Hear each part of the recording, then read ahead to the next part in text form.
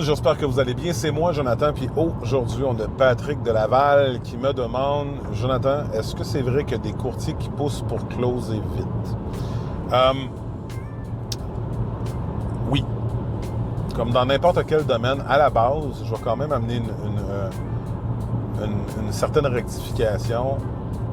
Tout courtier a l'obligation d'avoir de la diligence, de la compétence et de la loyauté à l'égard de leurs clients avec qui il y a une entente signée avec eux autres. Ça, c'est un. Après ça, où est-ce qu'il y a de l'homme, il y a de l'hommerie. Est-ce qu'il y en a des courtiers qui poussent pour closer vite? Oui. La réalité des choses, puis ça, c'est une chose que tous les vendeurs devraient savoir et tous les vendeurs devraient comprendre. Il n'y a personne au monde qui peut vous forcer à vendre votre propriété. Aucune personne. Aucune personne au monde qui peut vous forcer à prendre une offre, même plein prix. Vous recevez une offre 100% conforme à l'entente que vous avez signée avec votre courtier et vous recevez une offre pleine et entière, vous pouvez refuser. Donc, il y a des conséquences, par exemple, là, dans cette optique-là, puis je vais y revenir dans 30 secondes. Fait que si un courtier vous pousse à closer, il faut se poser la question pourquoi. Il y a toujours trois grands axes puis ça, le baromètre aussi, Centris, avant d'aller dans les trois axes, le baromètre Centris nous dit en moyenne combien de temps qu'une maison reste sur le marché. Fait que pour moi, une maison qui part dans une fin de semaine, c'est pas normal. Plus souvent qu'autrement, c'est qu'elle est listée pas assez cher et ça fait en sorte qu'il y a de la surenchère inutile. Ça, c'est d'autres choses. Fait que, puis dans l'inverse, une maison qui est pricée trop cher, donc un agent qui vient vous dire, mettons, la maison vaut 500 000, puis dans les faits, en vaut 450, ce qui arrive aussi, ce qui peut arriver. Le danger, c'est que la maison va rester sur le marché trop longtemps. Et ça, c'est l'ennemi premier d'une maison. À partir de ce moment-là, il faut se poser la question pourquoi. Qu'est-ce qui mène le courtier? Ça fait 1, 2, 3 offres d'achat que j'ai sur ma maison.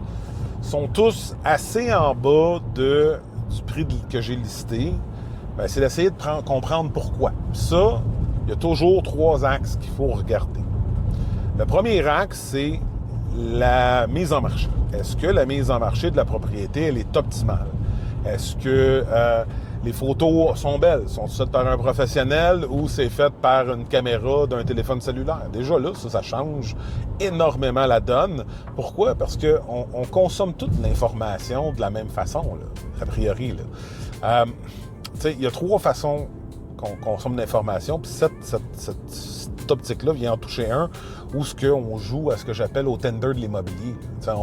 On swipe à gauche, swipe à droite, puis si les photos sont laides, déjà là, ta mise en marché n'est pas bonne, les gens sont plus propices à swiper, là, je ne sais pas de quel côté pour l'éliminer, mais ce côté-là. Okay? La deuxième mise en marché, le deuxième point d'axe, pas la deuxième mise en marché, mais le deuxième point d'axe qu'on regarde pour évaluer une propriété, c'est l'état de la maison. Est-ce que, à toutes les fois qu'on visite, est-ce que c'est embourbé? Est-ce qu'il y a tellement de choses qu'il n'y a pas possibilité pour un acheteur de se projeter dedans?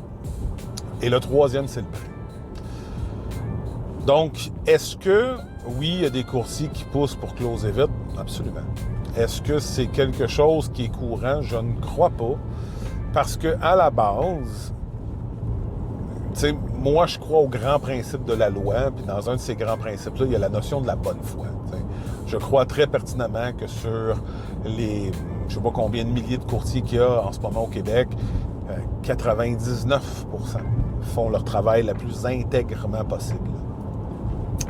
À partir de ce moment-là, assis-toi avec ton courtier, aie une conversation, essayer de comprendre qu'est-ce qui l'amène à ça fait 2, 3 fois, puis là, tu le sens, là, puis c'est d'être honnête.